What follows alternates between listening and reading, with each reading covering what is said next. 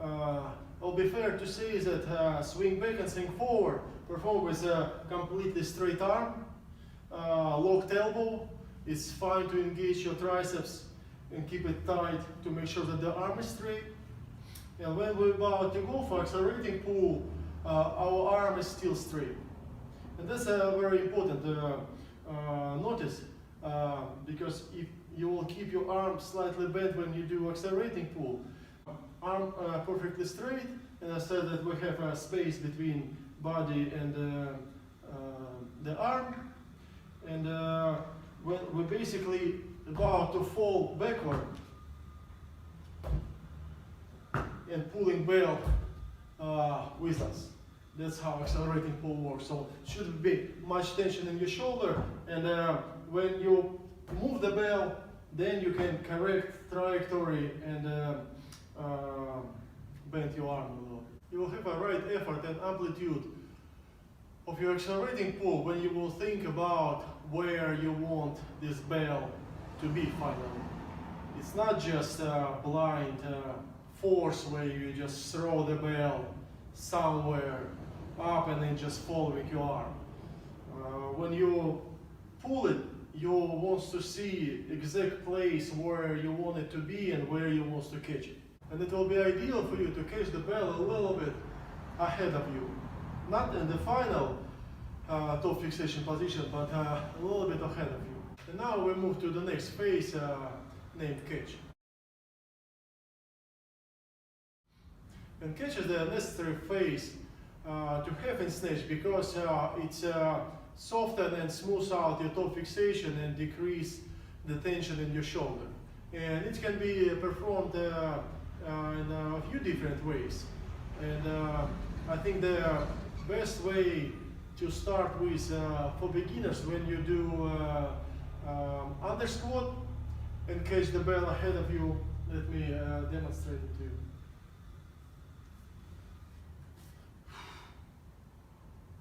So this way you balance the effort of accelerating pull and the dip of the second dip. So you see what's happened is kettlebell ahead of you, arm straight, you're standing on your both feet, but your body is shifted to the side where the bell is.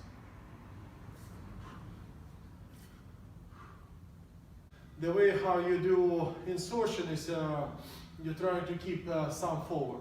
And if we'll go a few steps back again, I was mentioning that swing back, we're going with the thumb forward, and swing forward, the thumb turning to the side, and we do accelerating pull. And then for insertion, we turn the thumb up again. This way we're avoiding flipping of kettlebell. And from the front, you take a look on the catch phase.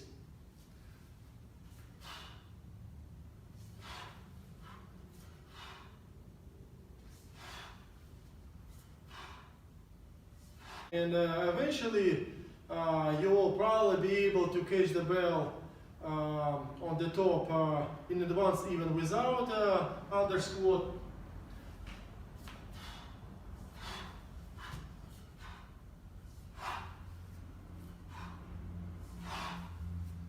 But kettlebell, you can notice it's still ahead of me. It's still not a final fixation yet. Even my legs straight, bell still a bit ahead of me.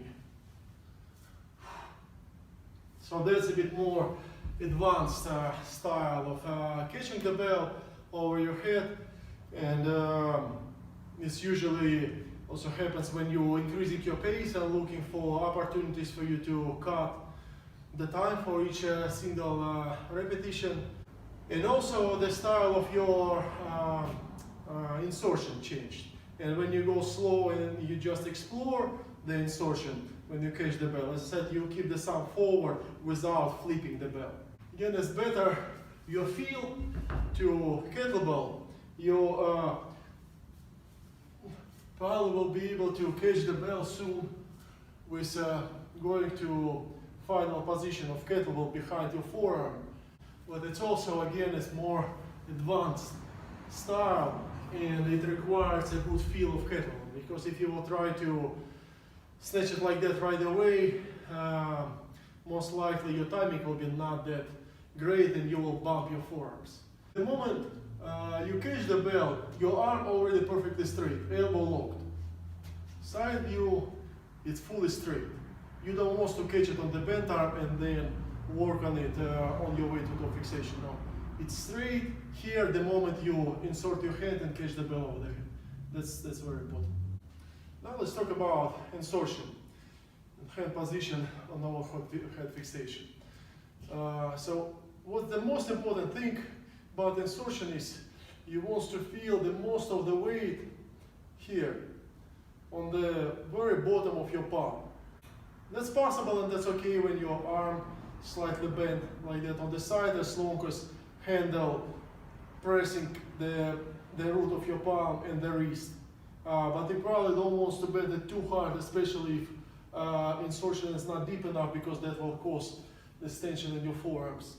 You also don't want to put the thumb too deep, so you don't want to put too much weight here, and you don't want to also fight too hard on the straight wrist of your wrist and your palm, where it's not bent too hard, but it's also not too hard forward, and when the pressure goes straight to the bone, down. Fingers relaxed, thumb not overloaded. The angle, how far arm ahead of you, where you feel like it's really not naturally balanced position and you need to use the strength of your body and muscles to hold it. So it should be balanced enough and placed the ways that you not use too much of muscle strength here. So again, it's not a final fixation. Your head is still behind, but the arm is pretty much close to the vertical position. And what we should have here in the catch position is that elbows locked, arm fully straight, insertion is done, and we're well balanced on our heels.